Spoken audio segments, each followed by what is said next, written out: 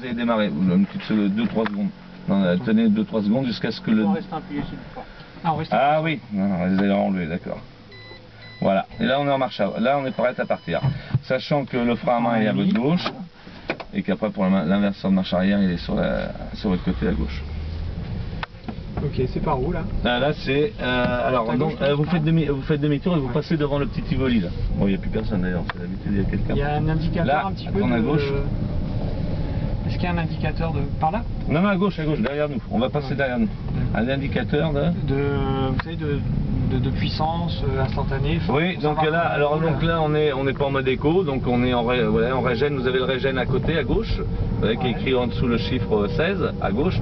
Donc si vous décélérez, vous verrez qu'il y a une petite flèche qui va se mettre en marche. Vous pouvez ouvrir, monsieur Guillermo, la petite fenêtre. Ouvrez. Ça va nous faire bien, parce que comme vous savez, la clim, avec les clics.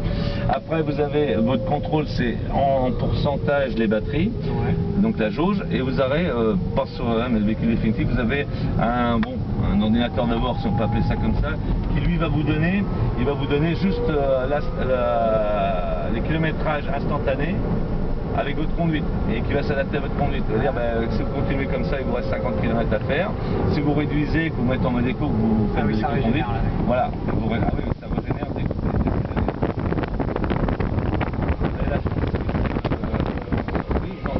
aussi, non? Oui. Si, il y en a. Comment? Il est beaucoup plus fort le frein moteur. Ah, le frein moteur, bah oui, c'est pas la... Oui, puis attendez, c'est que le véhicule est pas... On n'a pas les mêmes poids de véhicule aussi. Ah oui, non, on sent vraiment qu'il est légère avec ça démarre. Ah ouais, on n'a pas le même poids de véhicule. C'est vraiment différent. Avec la 106, il faut se lancer, quoi. Il faut jouer sur l'inertie. Oui, aussi un peu. On n'a pas une accélération. Oui, non, la 106, il n'y a pas beaucoup d'accélération. On peut anticiper. Nous, on peut avoir plus, hein, mais même la 106, dans la 106 peut-être moins, mais nous, on peut avoir plus de, si vous voulez, de puissance. Hein. C'est nous qui l'avons pas, quoi. Tant que vous êtes comme ça, vous régénérez. Et le mode éco, quand vous êtes en mode éco, vous êtes limité en intensité. Alors là, tout à l'heure on rigolait parce qu'on était 4 dans la longue, et il dit, je suis à fond. Alors j'ai dit, c'est pas possible.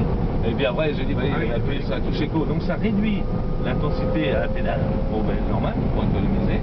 Et après, vous êtes limité dans la vitesse. Vous êtes limité à 55 km/h. Donc ça veut dire que si vous êtes dans les bouchons, vous êtes en ville, vous n'avez pas la nécessité d'être au-delà, autant passer en mode éco. Non, il faut accélérer, ça tient la route. On ne peut pas looping avec. Ici, la seule chose qui est bien dans le circuit, c'est de pouvoir regarder la tenue de route du véhicule. Maintenant, c'est pas un véhicule qui est fait pour des pistes. Ça, c'est sûr. C'est un véhicule vraiment qui a été destiné à l'utilisation urbaine, périurbaine, de proximité. Voilà. 131, c'est les kilomètres? Ouais, c'est celle-là, c'est celle qui a le moins, c'est celle qui a le moins de kilomètres. Ah oui, c'est le compteur. Ouais, mais c'est celle qui est en test, ils font des tests avec, mais elle n'a pas beaucoup de kilomètres. Pardon, il n'y avait pas une indication du kilométrage qui me reste en fonction de la conduite? Pas sur celle-là, pas sur une présérie 2, c'est sur les voitures de série. Bon, là, je sais que par rapport à la graduation de la batterie, là, je sais que là, il nous restera quasiment du 90% de... Il fait l'estimation le kilomètre que c'est possible de faire. Oui, vous avez une option, vous avez sur la voiture de série, une impulsion qui va vous donner exactement combien il vous reste à faire de